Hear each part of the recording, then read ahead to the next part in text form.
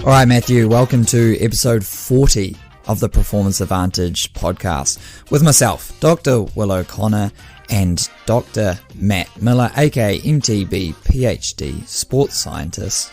This week on the show, we've got Matt's brake power meter update. We've got Will's training report. This week in Sports Day, we talk about Jolanda Neff's former world champion crash. She crashes, life-threatening injuries. We talk about coming back from crashes, Olympic, world champs, everything that's going on in 2020. And topic of the week is what you can do to be better in 2020. Shout out to our sponsors, EnduranceTrainingHub.com and SmartMTBTraining.com. Endurance Training Hub has everything you need to train for ultramarathons, triathlons, 5Ks, parkrun, anything that involves endurance. And over at Smart MTB Training, you're getting the best of mountain bike training at a fraction of the cost of a full-time coach.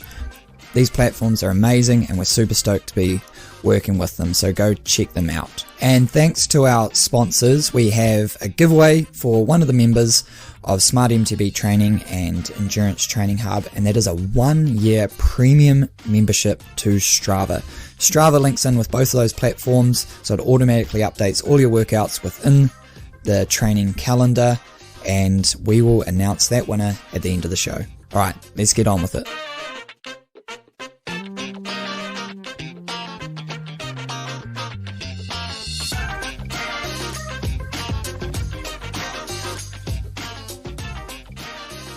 Alright, Matt, what's been going on with the brake power meter? It's 2020. Are we signing contracts? Are we blowing up deals? What's Shimano, SRAM? Who's knocking at your door?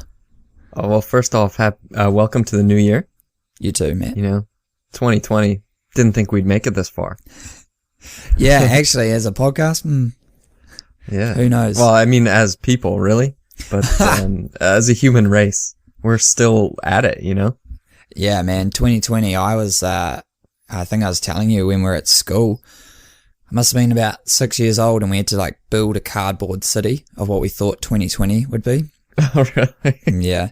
To be fair, they look like Gotham City? No, it actually kind of looks like Dubai. Oh, okay. Yeah, so just without the flying cars. Ah, okay. But we got Dubai Teslas, has flying so cars. it's close. Yeah. Sweet. Well, yeah, 2020 is going to be the year of the brake power meter. I know it. I just know it. Every day when I wake up, I'm thinking, it's going to happen. This is going to be on bikes one day. So I guess the biggest development was that we finally, a few weeks ago, we combined the braking sensors, the brake power meter, and some suspension sensors with Jonna from the suspension lab. And we put it all together and we analyzed it. Jonna mostly did the suspension stuff. I did all the braking stuff, and I had developed some new metrics. We're showing Sam Shaw, single speed world champion. He's EWS Enduro World Series racer. I was analyzing his braking. And what I did finally this week is I combined all the data, the raw data of braking and suspension in a POV video that Sam had filmed on the downhill track in Rotorua. So it was a super hot day, and I was just waiting at the bottom of the hill getting sunburnt the whole time while Sam was going up in the shuttle and blasting down with his GoPro. And man, that guy is fast. He's so fast. Yeah, that video is awesome too, because that's the first time I've ever seen, I've seen a lot of your braking stuff, obviously, but then you overlaid it with the suspension, and Sam hits that double and just fully bottoms out. Yeah. And then there's what did you call them? Bar oscillators on each side of the video, so you can see front and rear suspension, both of them just boom, straight up, straight in the red, fully bottom out. And there's what's his travel on that bike? He has 160 mil in the front and 140 in the rear, and he blew through all of it on this really hard landing. The really interesting thing was that how often, he doesn't use his front brake very much, especially on this track. That was the red, right, in the graph? Yeah, that's right. Yeah. And so it's kind of showing the front and rear separately, and he's pretty much full-time on the rear. He was 83% using his rear brake. Pretty much burnt the new rotor that I had given him to use. So I'm going to have to get a new one. Luckily, I have a shipment coming, hopefully today. But every time he used his front brake, there was a equal kind of compression with his fork. So, and it was interesting to see that when he was really heavy on his rear brake, his rear suspension moved less.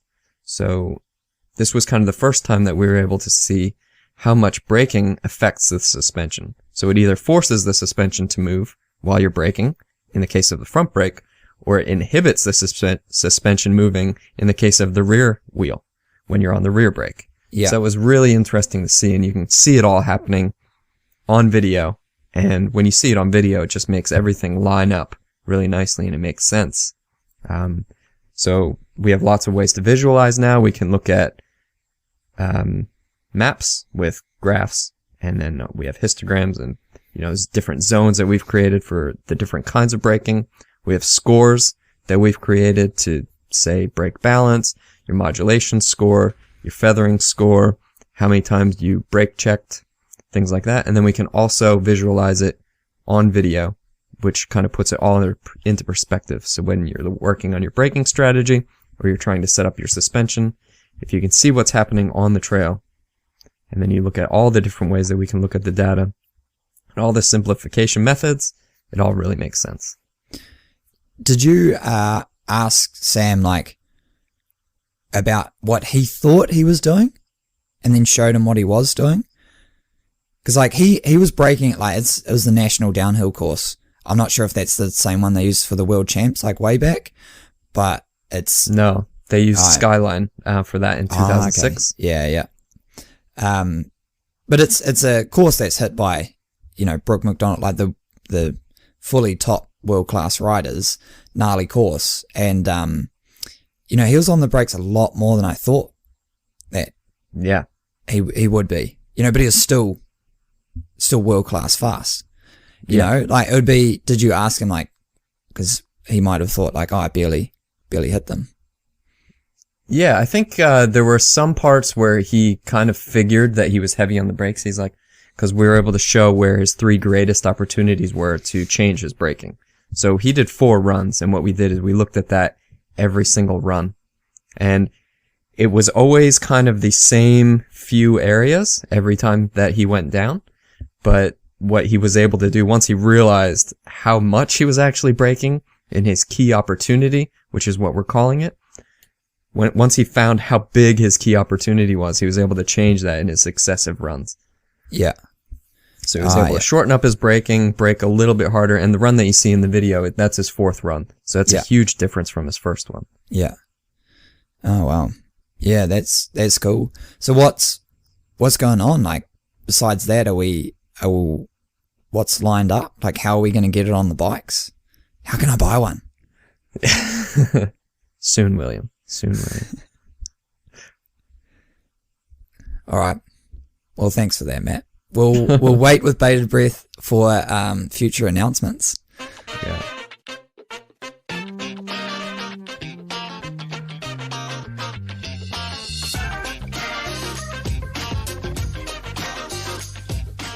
Will's training report. Will, I know you've been training. So you've been training for the Tarawera Ultra, which I know I said that I was going to do it with you, but I'm just not going to do it. I'm bailing. But you're doing the 100K. Yeah. The 100K. So it's your local World Cup, isn't it? Yeah. Yeah, it is. Yeah. You're a month out now, right? Yeah, just over. And training's been going awesome. A lot better than planned with dad life. Oh, right. Dad life. How has that affected your training so far? Because for those who didn't listen to the last episode, Will's a dad, right? So young Jimothy and James. Jimothy's about 3 or 4 weeks old now? 3 weeks? Almost 5. Oh, wow. Time flies when you're having fun. Okay. So you're 5 weeks in. So you pretty much 5 weeks of no sleep, but training's still going good. Is that kind of what's going on? 5th week. Yeah. So it was all going well because he was, pretty much just sleeping and eating involved breastfeeding. So I sort of had zero involvement with that. I really only did the sleeping part. Feeding part I couldn't help with. Now we're getting into the bottle. So now I can help with the feeding. So now we're getting into like, Emma's like, I'm going mountain biking. I've good. Stockpiled some stuff. I'm like, oh man, now I've got no excuse. So yeah, I'm getting up a couple times more in the night, but pretty much like we set it out. I was like, this is my goal. All right, this is February, and Emma's. I was like, these are my weekends. These are my key training days, and outside of that, because of my work-life balance, like super flexible. So just being able to get it done, really. Prioritizing that training, and I guess like you just like when you would have normally done absolutely nothing, you sort of just playing around with James, chilling, calming him down, feeding him, changing him. Well, that's pretty much, those are the three things that go on at this stage, just like changing him a lot. You just give him the iPad and he's like, yeah, thanks Dad, good to go. And then you go for a run. Yeah. Yeah. But yeah, it's awesome, man. He's growing. Holy. No wonder he feeds so much. Like, you imagine putting on like 500 grams each week of like pure, like pure muscle. He's pure it's muscle. Not even muscle, it's like bone as well. Holy.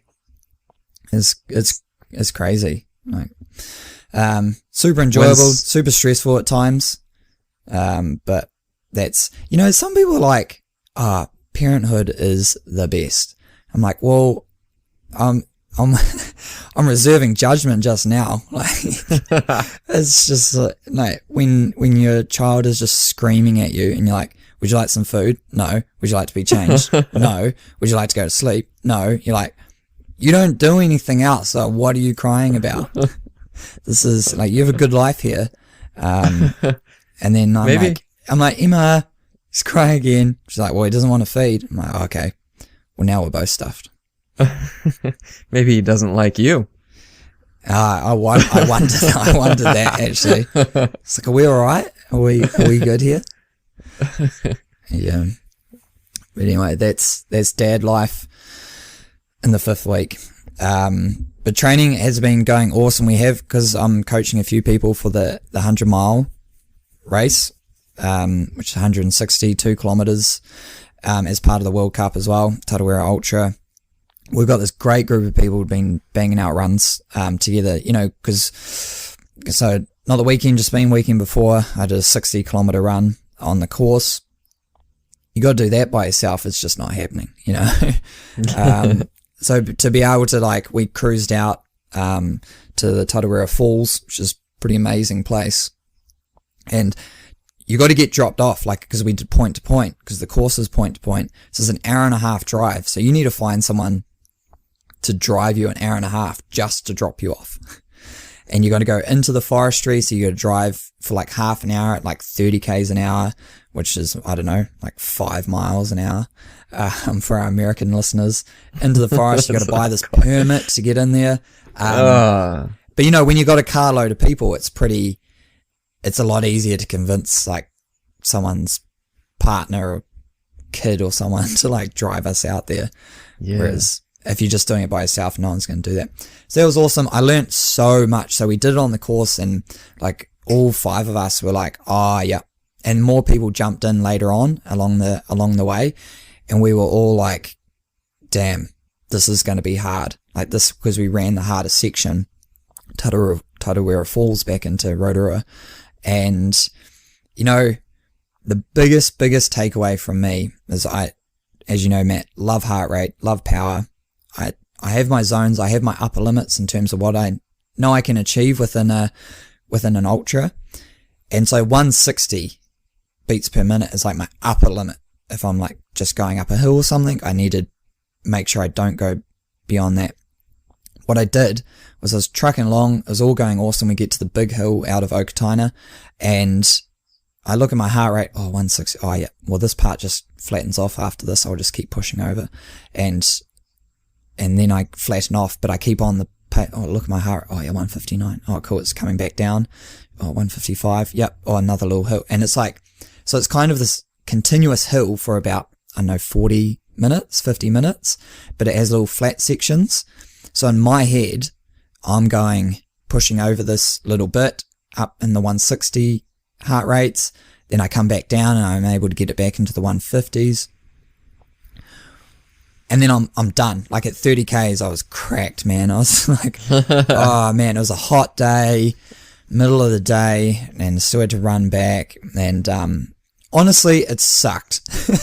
I ran at 50Ks. I rang my wife Emma, and I was like, "Can you please pick me up?" I was out at the Blue Lake, and she thought I'd finished, and I was at our friend's house where we were planning to finish the run. She's like, "Oh, I'm walking with James," and I heard him like screaming. She's walking back from the supermarket, and I was like, "Oh, look, don't worry about it. Like, I'll make it back." And she didn't know, like, I was stuffed with 10 kilometers still to go. Anyway, I struggled home, made it back, and then was like really demoralized because I was running like a minute per K slower than what I wanted to do in the race, and I was on the course. So, I look back on my run to see like how I paced and everything. Now that section, that 45-minute section, my average heart rate was like 166 or 162, oh, wow. I think it was. And I've done this before. I did it when I ran when I was trying to go close to 8 hours, and I did like 8:30 for the 100K. And what happens is I'll set this upper limit, and then I'll sort of go over it a little bit and think, oh, I need to come back down, but it's a hill, and I'll come back. And when I do come back, I come back to just under that upper limit, and then I go above it. So I'm not actually recovering. I'm just getting back to where I need to be. Whereas I actually need to recover from, if I'm going over 160, pretty much high 150s is kind of like that anaerobic cusp or threshold or whatever you want to call it. It's kind of a point of no return, diminishing returns, I guess, within an ultra. I'll jump over that, but then when I come back, I'm not coming back to like a 140 heart rate. This isn't cycling. I can't just like freewheel down the hill. I maintain that high or low 150s, and that really brought it home. I was like, wow, I'm only just over. Like, I'm not running at 180 heart rate or anything. I'm only just tapping over, but I'm not actually coming back down to recover from those. Yeah, so you just need to take it easier. And now that, because you should have your power from that effort, so you need to watch your effort on that hill. Yeah. Oh man, we'll do the episode. I want to do one on power and what I've discovered with trail running and power, and it kind of doesn't work because we don't have a way to display normalized power. Oh no. So just quickly, like, you have power, which you look at on your watch, which is like amazing. You can see effort relative to the terrain that's not impacted by the gradient or what's underfoot, road, sand, whatever. You can know your output, overlay that with heart rate, you got a good indication.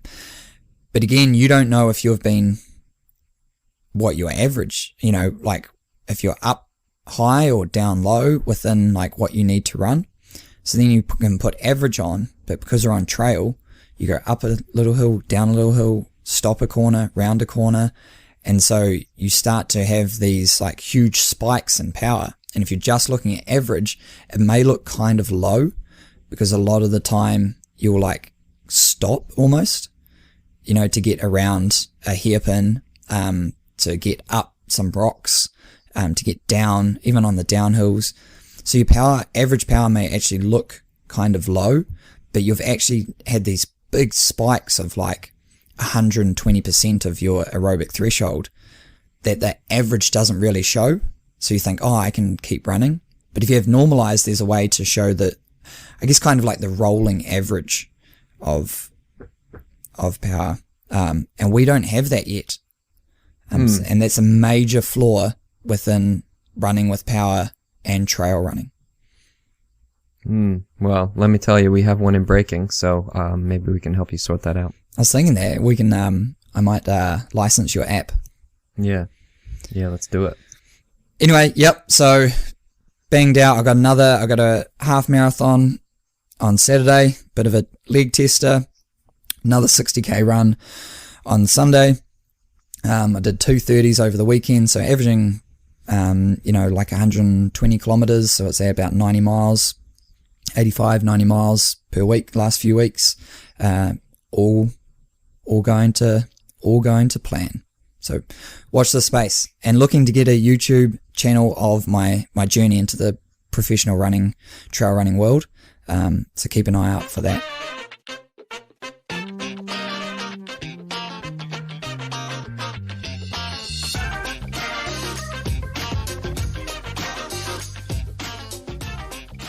All right, William. This week in sports that we talk about, this is kind of a big deal, and I think there's a lot we can talk about here. Jolanda Neff, so she's like ex-world champion, ex-World Cup winner, pretty much just a beast on a bike, and the inevitable happened, right? So she rides fast, and this happens to everyone at some point in their sporting career, no matter what sport they're doing. She had a big crash and a pretty big injury.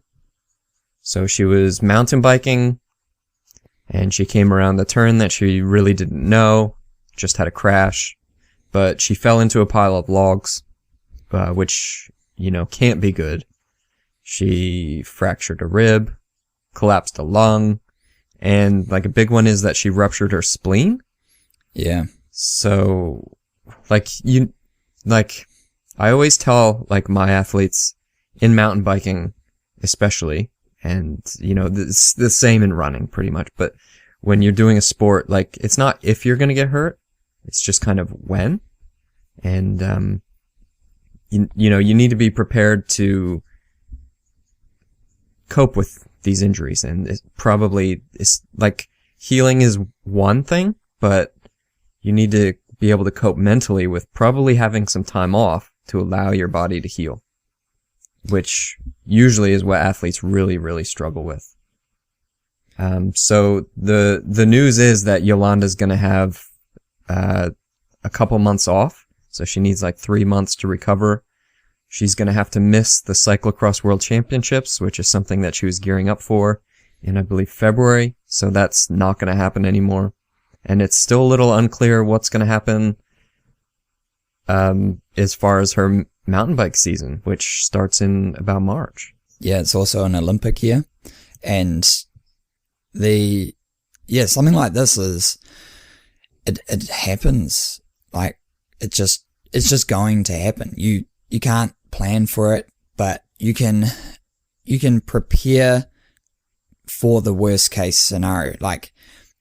When last episode talking to Rob Stannard about what all the things he's trying to do outside of cycling that align with cycling, but also if it was to stop for whatever reason, he's quickly to pivot into, learning his language, studying, his different vocations and things. There's a lot going on there that he can jump into, but when it's also hard when, he talked about how dedicated he is to becoming a better athlete, and you just immediately take that away. And that's just so, for these professionals like Jolanda, one of the world's best mountain bikers, in terms of cross country and even, cross country, marathon. And you're that's your job. Yeah. So mentally, that's a huge blow, because especially in a sport where being fit is number one, right? You're just thinking all this time off recovering from an injury, you're just going to get so slow.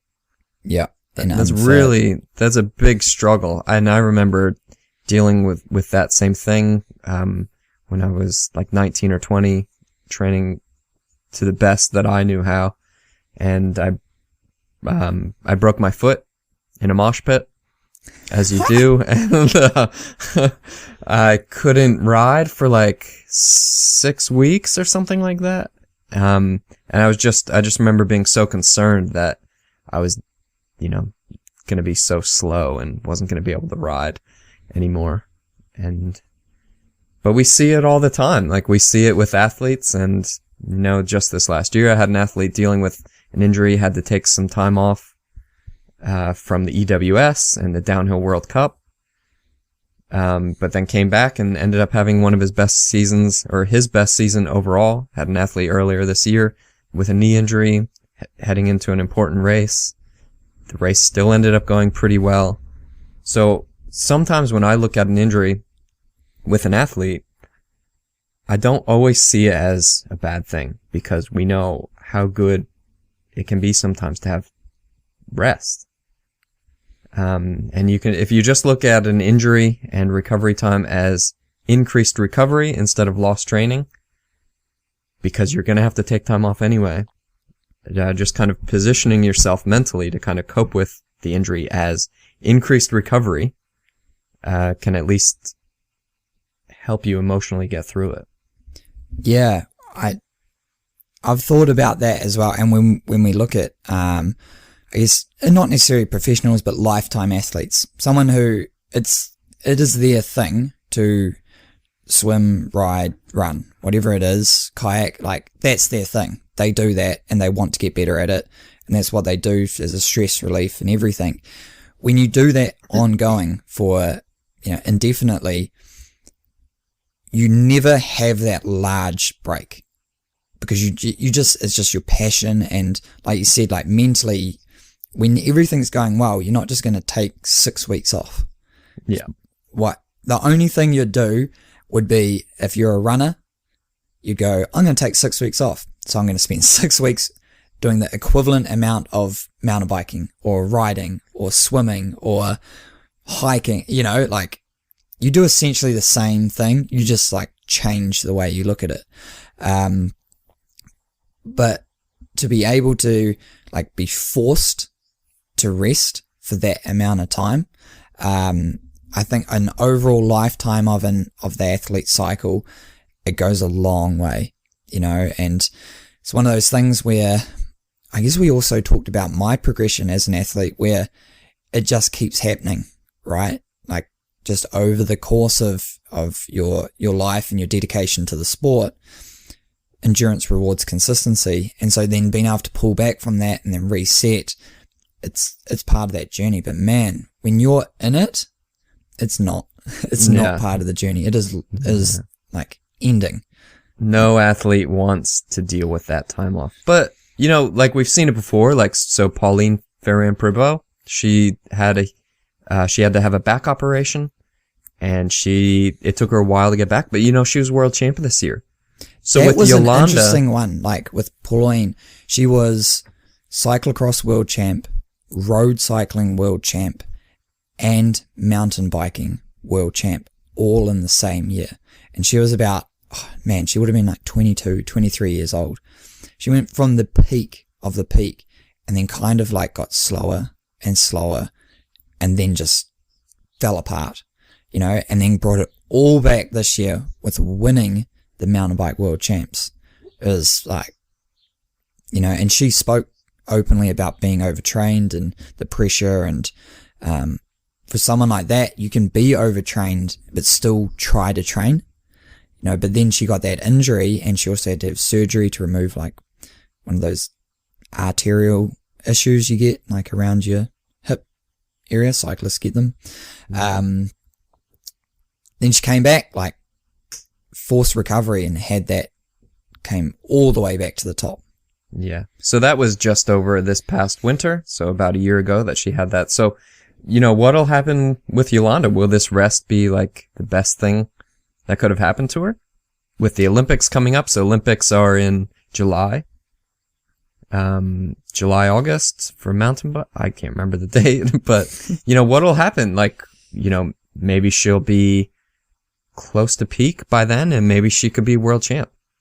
Well, this is where you see how the world's best are the world's best, right? Where you can see these athletes that have this large amount of time off, and they'll come back and they might be okay, but they'll still be top 10. You know, they're just like, that's the caliber of athlete that they are after like 3 months off. That's still uber competitive. There's a triathlete, Lionel Sanders, he like, what did he do? Fractured a bone in his hip, and he has a YouTube channel. Recommend people to check it out. And he just spoke really openly about like, oh, I think I'm depressed because he couldn't train, and he lives to be better. You know, this guy it's his job. He's a professional, and he talks about it openly. And now he just did a season, like a 2019 review. He's like, I think this was the best thing that could have happened to me. I'm like, he's talking about what we're talking about. Like, he realized that having 3 months, he's like, I would have never, ever taken 3 months off. And you're able to concentrate on these different areas that you'd often neglected to be because you're too tired. And you're like, holy, this is actually something that ended up being beneficial, you know, but you can't see that when you're in it. I think every time there can be a silver lining, but every time it's impossible to see that. So when you're dealt these cards and these things are bound to happen, you just need to, with the best of your ability, focus on what you can control, get through your recovery, and hopefully come back stronger.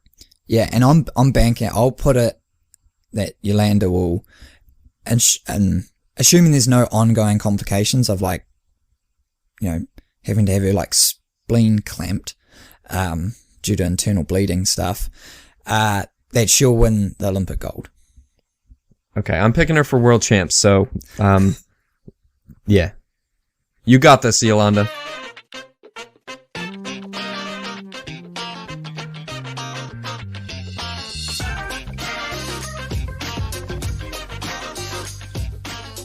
All right, Matt, topic of the week.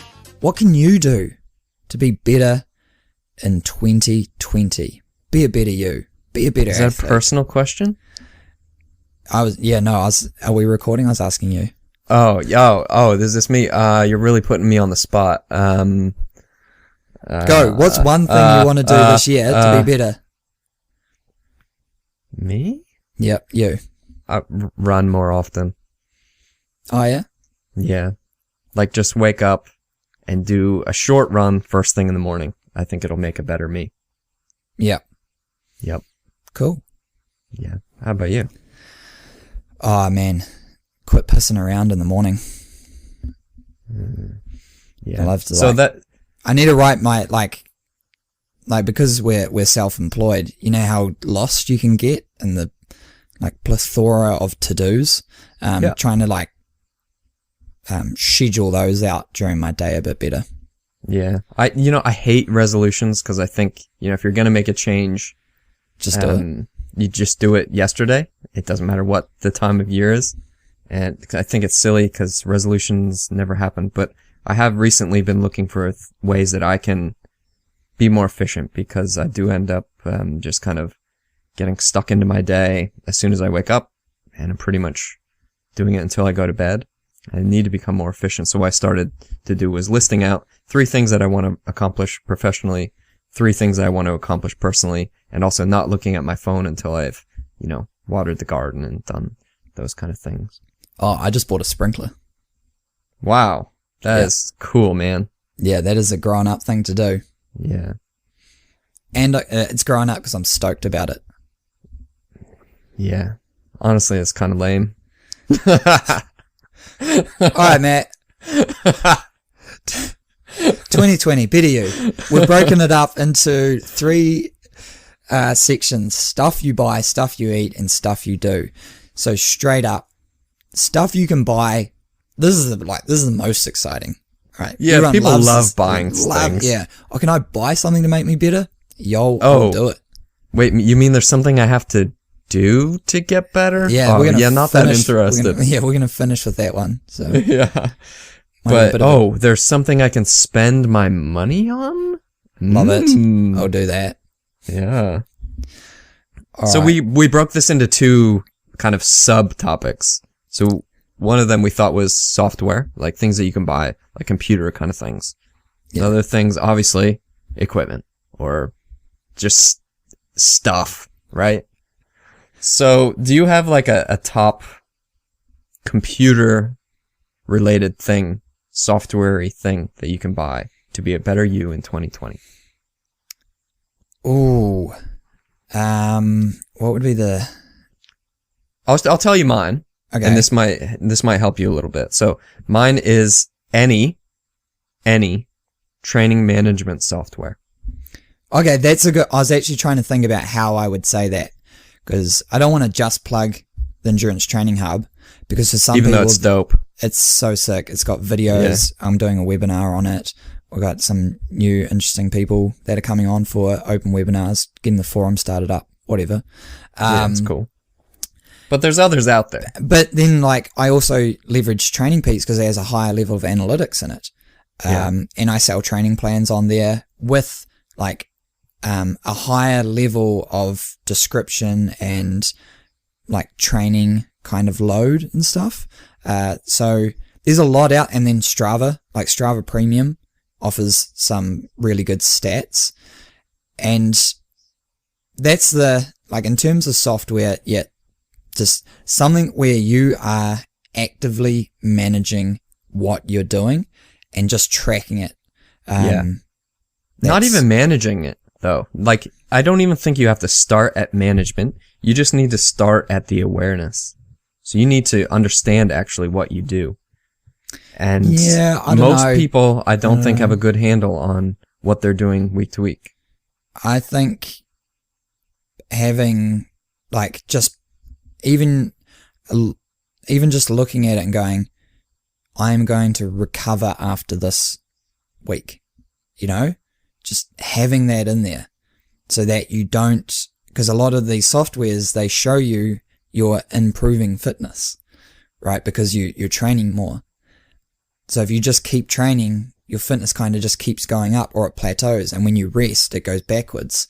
And if you haven't accounted for that, so I think just having something like, I'm going to train for 4 weeks and then I'm going to have a week off. That's like revolutionary. Doing something like that. Yeah. That's like standard training. Yeah, but we've been there. I didn't do it. Yeah. No one does it. But if you go, okay, here's some of the numbers, they're all arbitrary kind of numbers that measure fitness, whether you want to use training load or duration or distance, and you can go, here's some of the limits, here's some of the goals, but you also need to have that one where you pull it all the way back, like to 50% of what you were doing. Whatever it is, pull back 50%, and a lot of training management software does that, and I think that's would be the biggest thing. Yeah. In terms of softwares. I think we're kind of on the same page where it kind of takes you to this heightened level of awareness of your own training. Yeah. Because for me, like I said, I don't follow a training plan, but I record everything that I do. And sometimes I'll be like, man, I am so tired. So I'll look back and be like, oh, well, I rode like 15 hours for the last like 3 weeks and all of it was mountain biking. Like, I think I should have like a lighter week and kind of chill out a bit. So for me, like it's the awareness, and for my athletes, obviously it's about structuring and like making sure that they're doing everything right. So, software, whatever you're using, use it, like upload your stuff, like use it all the time and plan and be aware. Yeah. All right, then the good stuff, like just straight up tangible equipment. Yeah. Stuff. Material goods. Yeah. All right. So for me, I mean, one of the best ones would, like, a new pair of shoes goes a long way. Like some Vans or something. I think a lot, like, I think as endurance sports people, we're just pretty frugal. maybe not even endurance. Like we're happy to spend like thousands of dollars on a new bike, or even like traveling to an event or something, getting some accommodation, getting some, sick new wheels or something like that. But then when it comes to some other things like shoes or tires, you skimp real low. Like, Yeah. Oh man, I wonder if I can get 50%, these are cheap. I guess cause they're consumables, right? Like you do churn through them a lot. But I think if you, for runners and shoes, most people's shoes are blown out and ill-equipped for the job that you're requiring of them. I think if you go, all right, I'm committing like $250 to $300.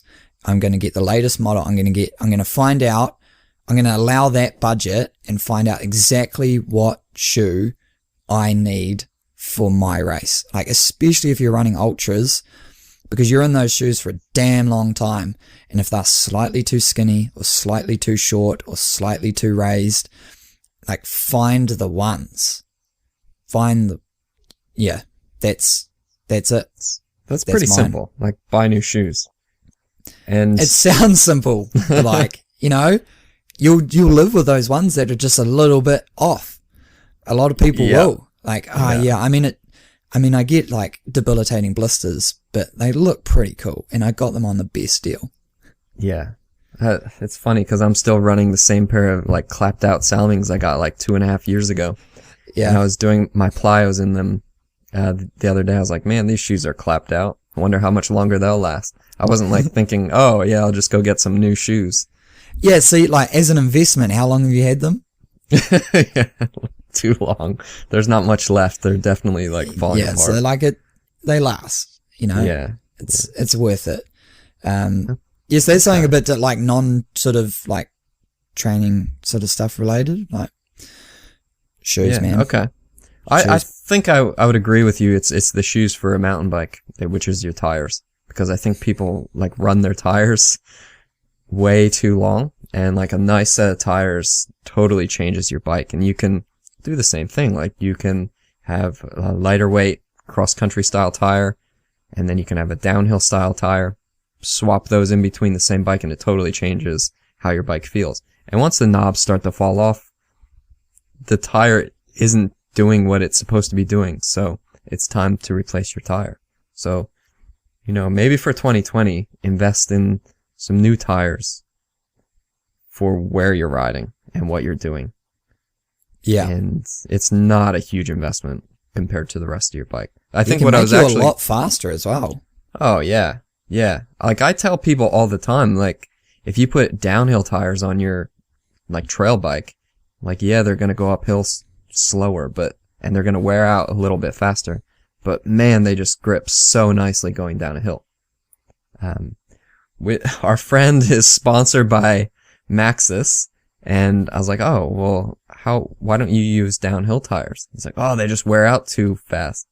Like, but you're sponsored by them. You have a garage full of these tires. You know that downhill tires are way better for what you're doing, and you're, the fittest person out there. So it doesn't matter how much slower you go up the hill because you're already faster than everyone else. Just run the tires that are going to help you. So. And then what we should do tech as well, like, Yeah, well, obviously a power meter. So get a power meter for 2020. Yeah, get a power meter. Whatever sport you're doing, just get a power meter. Power meter. Yeah. I don't know how you do one for swimming, but essentially swimming is like kind of standardized in that you will like swim 25 meters, yards, 50 meters, yards.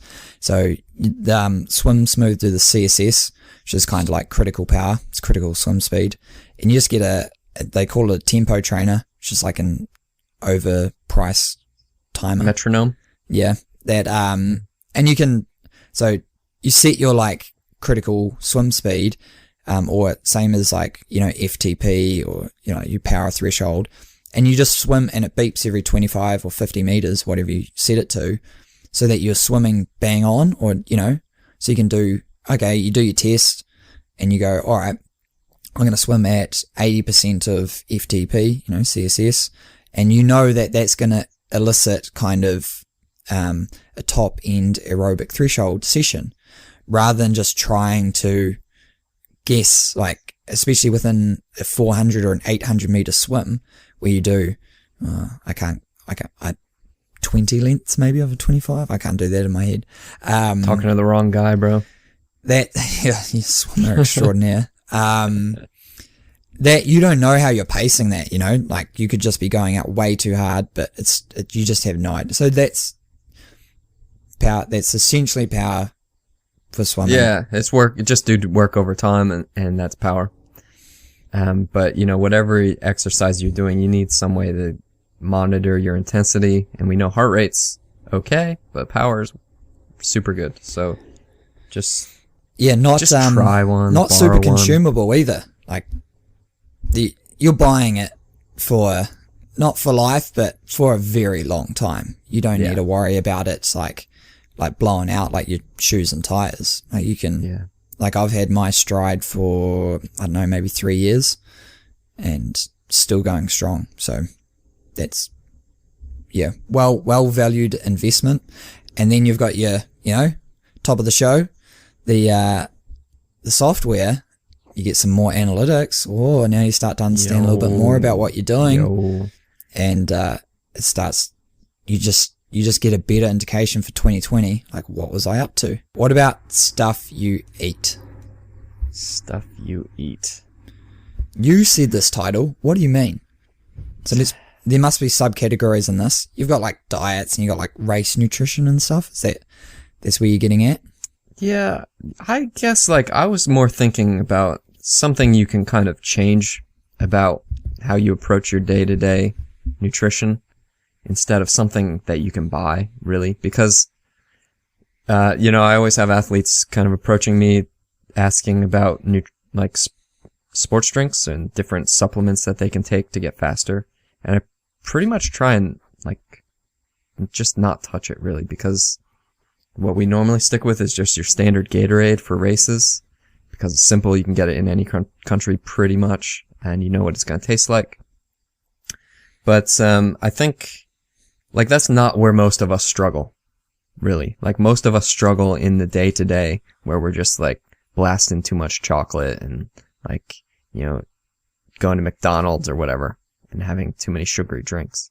I think that is where, we can all make the biggest change is just eating less garbage for 2020. Having a plan. Matt, I'm on a diet at the moment. Oh boy. Yeah. Now, people get, because I do low carb, right? I did my whole PhD on it, done a couple episodes on it. We'll do another episode on it, and I love it. It works for me. It's not for everyone. There's a lot of nuance to it. I know the ins and outs. I'm on it. People don't like to call it a diet, lifestyle, whatever, plant-based, vegan, throw labels, do whatever you do. I'll do me, and I'm going to call it a diet. And, I do. So it doesn't really matter though. That's not the part that matters, right? Like what you call it or how it's. Yeah, how you want to identify. Yeah, who cares? So for me, it works. And I have a structured kind of plan about how I go about it. Yeah, you do it for a reason. Yeah, for the race coming up. And I'm also able, I switch off too. I can eat whatever I want. So you need those kind of times. The worst thing not the worst thing I've done, but one of the hardest things I've tried to do was maintain a certain level of restriction on my diet day to day for an extended period of time, because that doesn't work. You need to binge sometimes. You need to let loose, otherwise you're just going to feel guilty way too often. So the way I can 6 weeks, Steve Stannard, supervisor of ours, he said, you pretty much got 6 weeks. It's kind of, I don't know if he actually researched it or he just, number he plucked out. But having quite a lot of experience with myself and athletes, you pretty much do. You have a 2 week lead in of figuring out, oh damn, can't eat this. Oh, whoops, I forgot. I ate that again. And then you've got 4 weeks of full on concentration. And that's that aligns with training as well, like the decreased load and intensity of training leading into your major event. But outside of that, you can't be like, I'm not going to eat sugar at all. Like, that's just one of those open-ended things, like, I'm going to lose weight. Okay. How are you going to do that? Or like where does that stop? Yeah. So what you do, and you know, I've seen you do this, and I think it's a great structure, is you stay low carb during the week when that's your focus. And then on the weekends, you just usually you align it with your heavier days of training or your longer days of training. And then you smash out the chocolate, because I know that's your weakness. And then suddenly you don't want chocolate anymore. So you get into the week and it's pretty easy to go, well, I'm just going to go low carb and not have that chocolate, because I still feel sick from all the chocolate I ate before. Yeah, that's a cyclic approach that I'll do, and that's more for, I guess, other less important events, or when like my diet's kind of I need to reset the level, the baseline. It's getting kind of out of hand. When I start to get into that final 4 weeks, I try to just like clean. Like, clean is the goal. And just trying to, you get that 2 weeks of lead in. If you got 6 weeks, you got that 2 weeks of lead in of like trying to like rediscover clean alternatives. Like, oh yeah, I want more food. You're like, well, actually, do I need more? I'll try a diet fizzy, like diet soda. Oh, okay. Actually, no, I didn't need more food. I just used to Christmas and New Year where just food is in abundance. Yeah. And so you start to realign your habits, and you're like, okay, now I want a fizzy, like a diet fizzy. Okay, well, that's not the best thing for your body because it's not like that clean. It's just like, I don't even know what's in that stuff. So then you go, okay, maybe a fizzy water, like I got a Soda Stream. And so you start to like progressively tune it out, and you've got your end goal in mind, like, yeah, 4 weeks, I'll blow out after that. But for me, like, I guess I have so much experience in it and monitoring diet, knowing what's in for different foods. For a lot of people, it's probably starting with that diet monitoring, like figuring out where it is, like where are you falling over every single time? Because you are you. Like, you're Matt. Okay, I know you're smashing Kit Kats. You love it. You love a Kit Kat. Yeah, I had one in the weekend. Yeah, they're so good. Like, you're not take a break, have a Kit Kat, have just a bro. Have a line. No, it's a whole block. And in New Zealand, they do the blocks, like it's a proper block of Kit Kat. So I'm having, what is it, like 12 rows of Kit Kats. Whatever it is you're having.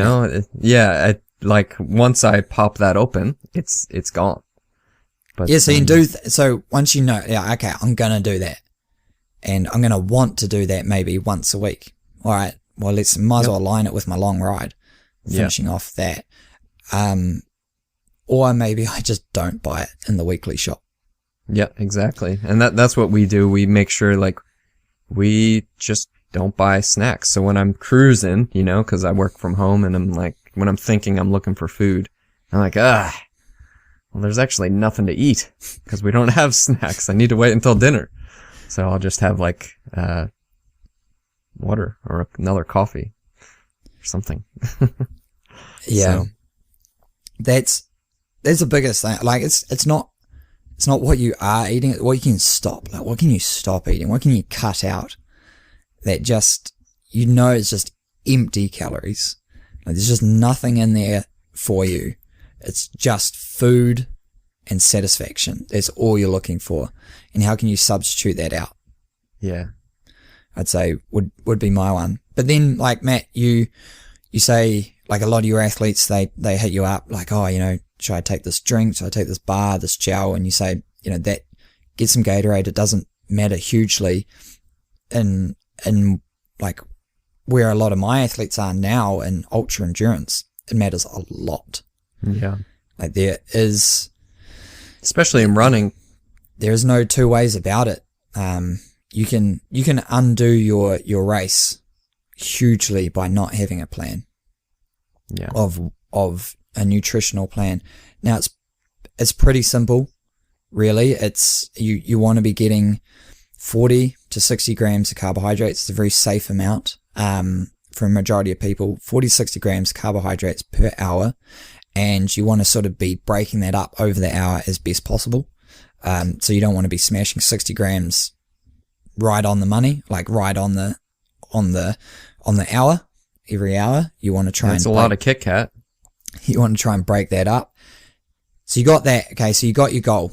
Okay, all right, I want 60 grams an hour. Let's figure it out. Oh yeah, that's pretty much 3 gels for most, like that'll get you. And you go, oh, I'll take one every 20 minutes. You know, it's 3 20s in an hour. Yep, 3 gels, cool. Start with that, then find out 3 hours in, you got the shits because the gels don't, or you can't take anymore. You're just sick of that flavor, can't handle it. Now you need to find something else. You know, so or maybe you need to break it up. Are you just keep hinting at Kit Kats this whole time? Eat it. Yeah, they'd be a bit dry. Break it. Yeah, like. Well, I mean, yeah, like I use Snickers and Mars bars. Again, available worldwide, super cheap, super digestible. They're designed to like super dope influence like your whole taste, esophagus, like everything about them is made to be digested like as quick as possible. So you just keep eating. Yeah. Heard that. And so they're great. They come individually packaged. They're about 15 grams. Got a little bit of fat, which for ultras is good. You got your hydration. You know, so playing around with that and actually having a plan, the amount of, people that go in like with no real plan of like how they're going to go about eating or drinking. And even I'm sure some of the cross country athletes, Matt, and enduro athletes, they could be out all day. You know, they still need to have like an actual structured plan about, well, what am I going to require? Yeah, especially when you're out for a long time, it gets even more and more and more important. So yeah. Yeah, that's one of the things I work on with athletes. Like, okay, we've done all this training. Like, how long between aid stations? Like, how long between stages or stuff for you guys? That would kind of be the stuff you eat category covered. Yeah. Stuff you do, Matthew. Stuff you do. This is probably like the least interesting because tuned out. Everyone's like, I don't want to do anything. I'll just fast forward to the competition, see if I won my prize at the end. Buying stuff and stop eating stuff I can handle for like a day. But then like having to actually do something, I don't know. Yeah. Well, we broke this one into 2 categories as well. The first one was recovery, and the second one was training. Yeah. So both of those things, they're obviously pretty important, right? So I think we should start with recovery, and the biggest thing that you can make a change in for 2020 is to make sure you're just getting enough sleep. Boom. I was going to say the same thing. Oh, we're on the same page. Yeah. Look at that. I was like, oh, what is he going to say? Sleep. Well, I wasn't going to say foam rolling. Drinking water. Sleep. No, man, it's sleep. It's like going sleep to bed is early when it happens. Yeah. Going to bed early. Man, that's been like, because we have like Emma's at home on leave, and like I've got a flexible lifestyle, so we've been able to, like kind of, juggle James as best possible so we get time off and stuff. But sleep's been the biggest impact. There's like just, even if you can still get, 6 to 8 hours when it's broken up into 3 different lots, that's made a huge impact as compared to when we'd go to bed early and still get up early because of how we roll. But man, that's showing me how much sleep impacts like what you do.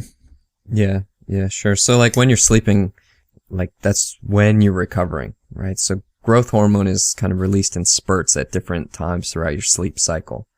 And this is kind of the only time that you get this much growth hormone released at a time is when you're sleeping.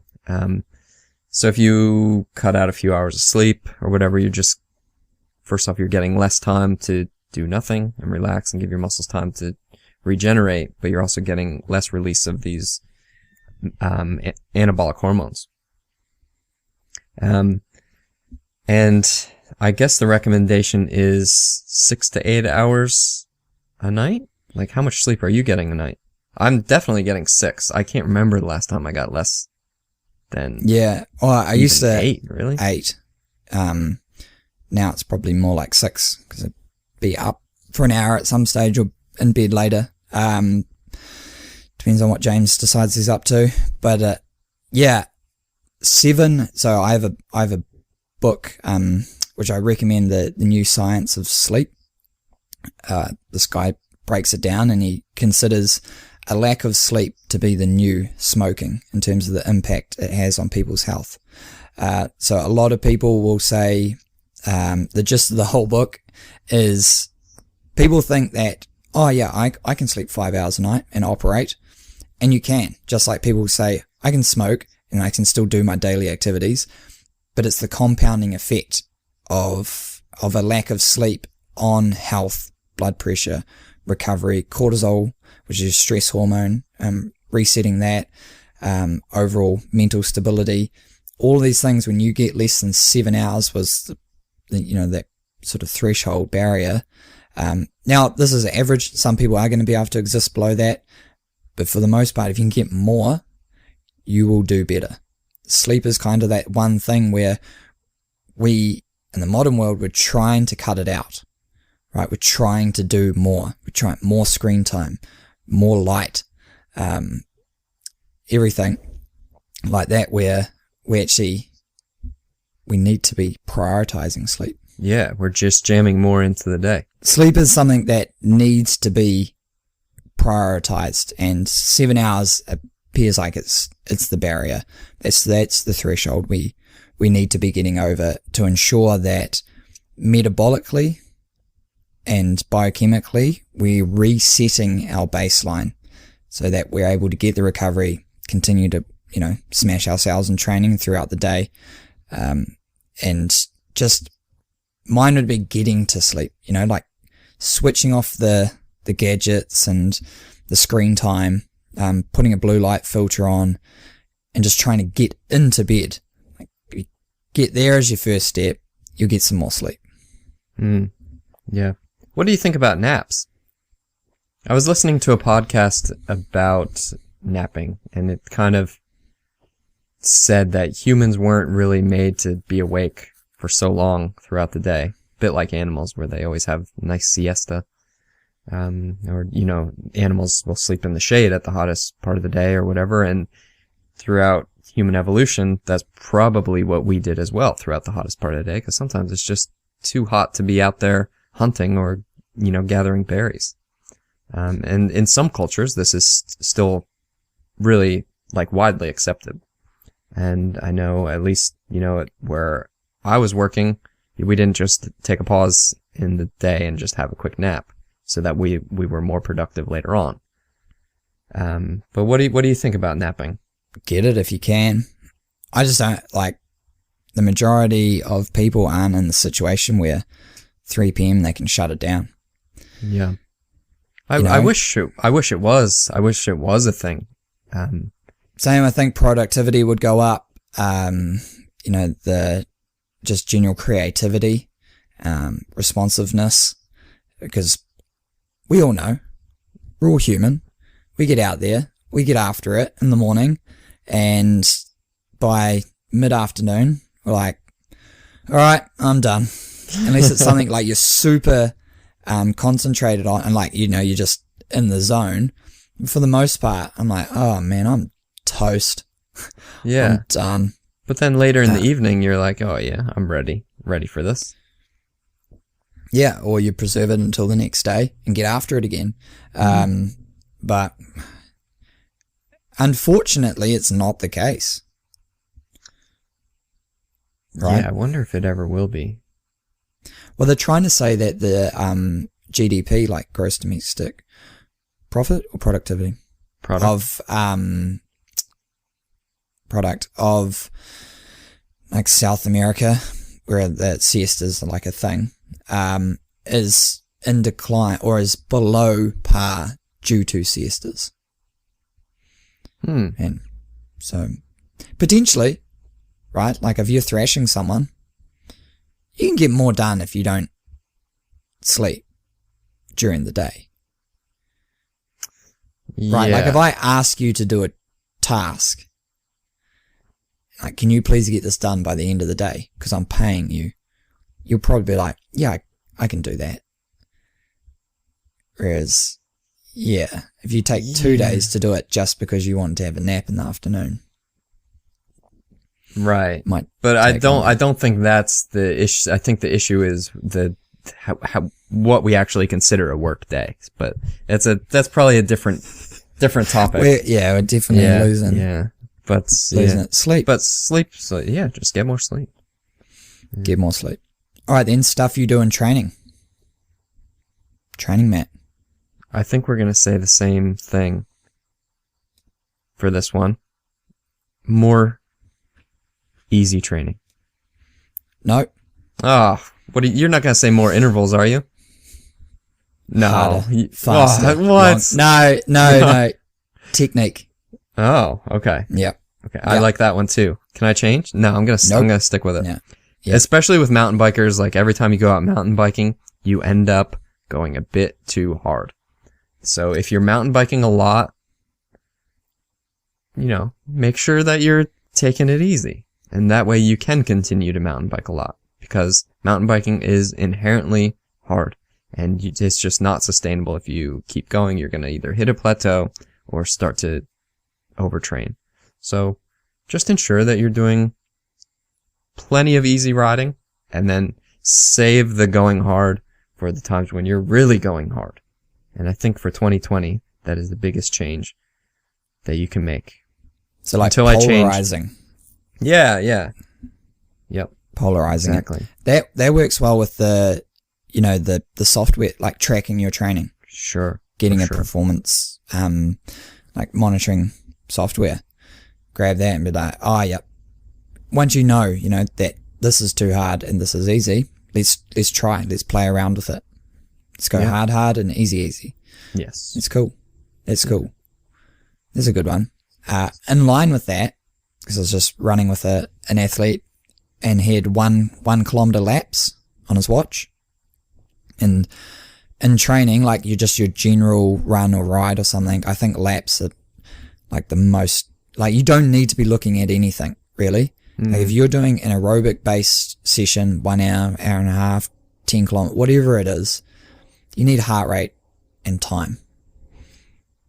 And that's pretty much it. Like especially for running, because as soon as you start to, we can have power in there as well, because you can set those upper limits. But sometimes you're tired and those limits are too high, and you might get fixated with them. But as soon as you start having like pace, or like even for mountain biking and cycling, speed, like I normally average 30 k's an hour. I'll just it's at 28. I'll just go a bit.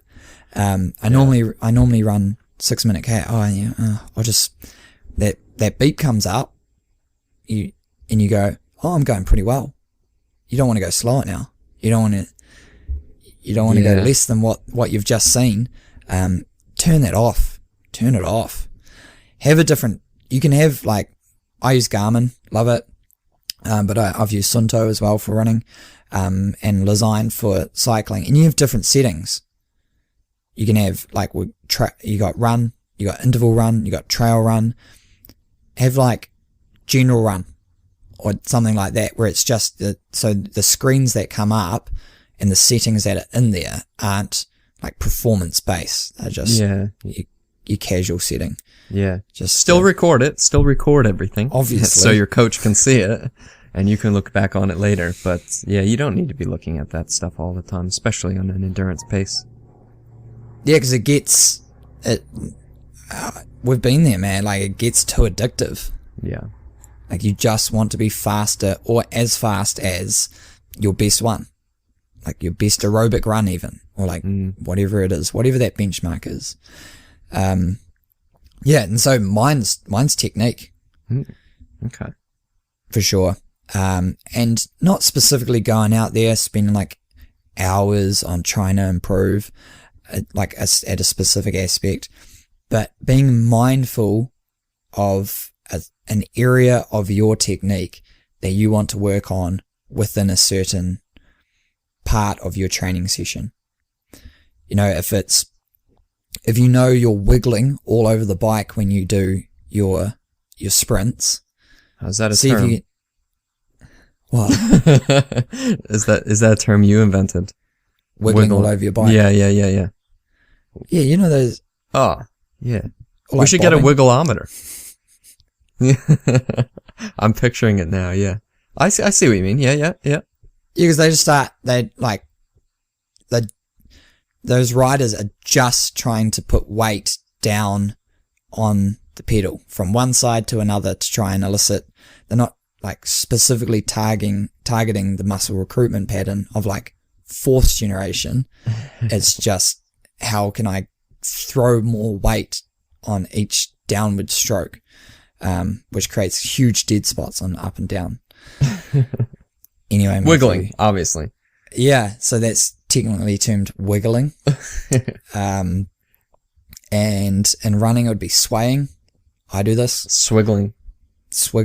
When I get tired, rather than like essentially, you know, drawing my arms back and forward, I'll start to sort of sway them. And then your legs kind of get a bit of a swing gait. They're not drawing through correctly, so your foot placement's a little off.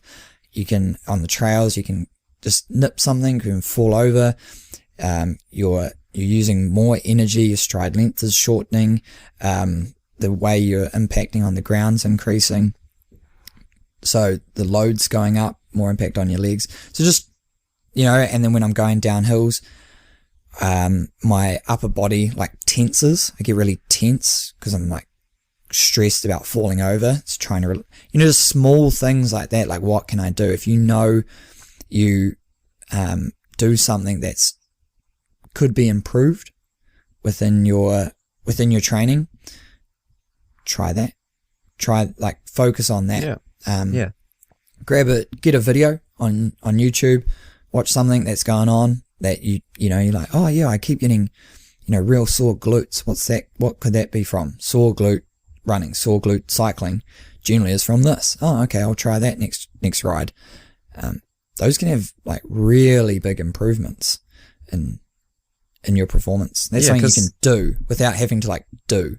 Not everything's about just getting more fit, right? Because in everything that we do, there's heavily technique based, and if you need to take a real hard look and determine like if technique is really holding you back, then it's definitely something you need to focus on. And there's lots of things that we focus on in technique all the time.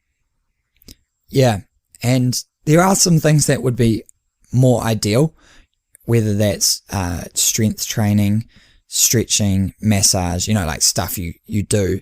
But if you're not already doing them, you're probably not going to just start to integrate that, right? Like it's with that stuff, you're like, oh yeah, I'm sitting in front of the TV. I should really get the foam roller out, or I should stretch my hamstrings, or I should do like some muscle recruitment, like leg stability stuff. You're just going to lie on the couch. Yeah, we know that one all too well, don't we? Yeah, like do it, 100%. Like do it. If you can commit to it, but there are easier ways for something you can do that I would recommend, and that is getting amongst the technique within your training. Yeah, well that does us, Matt. That's a good one. Looking forward to you knowing you in 2020. New year, know you.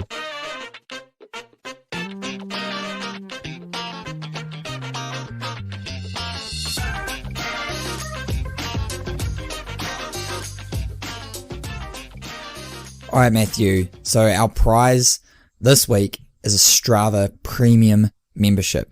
This is to help one of you monitor your training more efficiently in like the easiest way, most accessible way on Strava. So we've purchased the Strava Premium membership, got the coupon code, we're ready to give it away, and we're giving it to Matthew, please.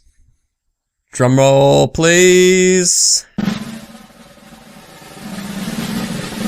If your initials are JM, please send an email to coach@smartmtbtraining.com to claim your prize.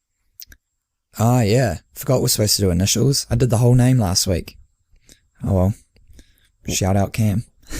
Yeah, well, I guess I just didn't want to, maybe some people don't want their name on the radio. Yeah. So I don't know. Oh man, I don't want to let people know I listen to these guys. Yeah, because sometimes training's not cool, so be like, oh, now people know that I'm training. Well, don't worry, your secret's safe with us. So JM, send us an email, coach@smartmtbtraining.com, and if that's your initials, we'll see if it's you. We'll get you that code. All right, Matt, you have a good start of 2020. I'll catch up with you next week. See you in 2020.